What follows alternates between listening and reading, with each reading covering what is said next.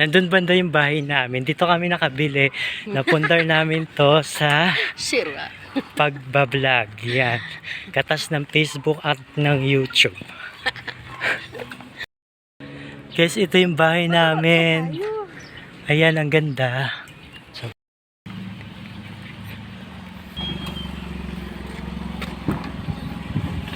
Medyo maaga pa nga kami umalis nito pero alam namin na tanghali pa rin kami mag-uumpisa dahil malayong lugar yung pupuntahan namin ngayon. May gagawin kaming 4 na client. Mahirap malayo pero kung ganito ba naman kaganda yung tanawin na makikita mo ay sulit na sulit ang araw na ito.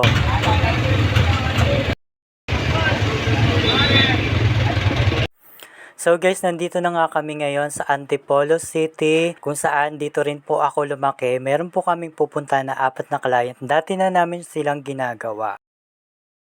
Kung walang ID, hindi tayo makapasok. So nandito kami ngayon sa Forest Ridge Antipolo Subdivision. Pangalawang beses na namin nakapunta rito. So yung gagawin namin ngayon, 4 sila, puro sila teacher. So sila pa rin yung mga ginawa namin nung una namin pagpunta rito. Natatandaan mo ba yung ano? Kaya nandaan ko yun. Parang liliko lang dun bandaan eh. Doon, sa bila.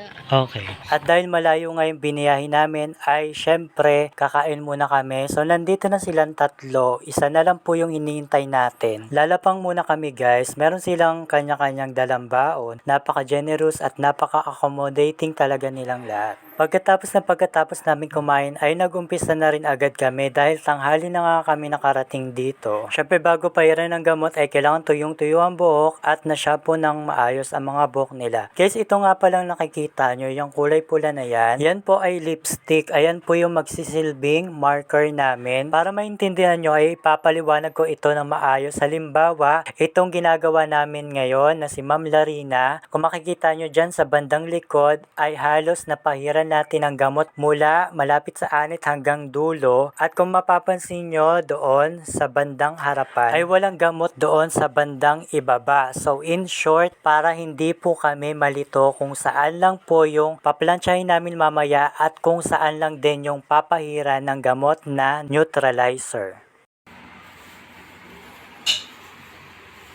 Ibig sabihin pa yan, pinapaligo mo para kang... nakailamig ako nga lagi na namin. Guys, kung makikita nyo naman yung resulta niya, ayan po ay hindi pa po pinaplansya ulit. So, kung makikita nyo, plat na plat siya, mas maganda na mas gaganda pa yan kapag naplansya natin ulit dahil meron po siyang Brazilian Botox. At ito yung pinaka-resulta niya, ayan po ay gugupitin na lang yung mga sobra-sobra sa bandang dulo. Susunod naman natin si Ma'am Glo, yung may-ari po ng bahay, isa rin po siyang teacher po silang lahat. So, ayan, kung makikita nyo, regrowth lang po yung pinahiran natin dahil yung kanyang dating reband ay maganda pa.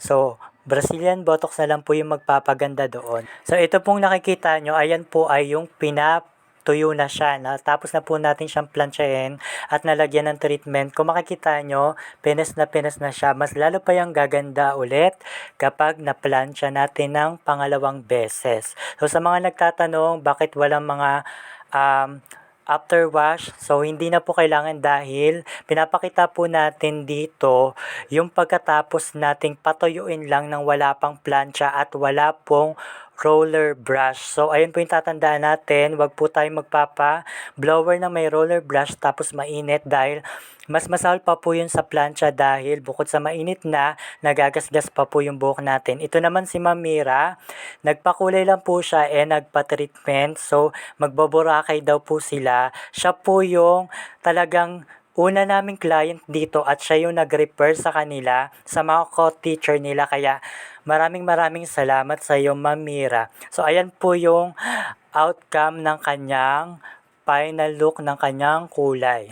Yung dati niyang kulay hindi masyadong matingkad. So, ang ginawa natin, tiningkaran natin siya ng konti at iniba natin yung kulay niya. So, ito naman si Ma'am Jessica. Kung makikita niyo yung buhok niya, maikli lang yan pero kung makikita nyo sa personal at mahawakan nyo, napakakapal po niyan. So, ang gagawin po niya, magpapakulay po siya, reband and treatment. So, ito na po, pinapatuyo na po ni Ashley yung buhok ni Ma'am. Kung makikita nyo, wala pa po yung pangalawang plancha pero kung makikita nyo, plat na siya.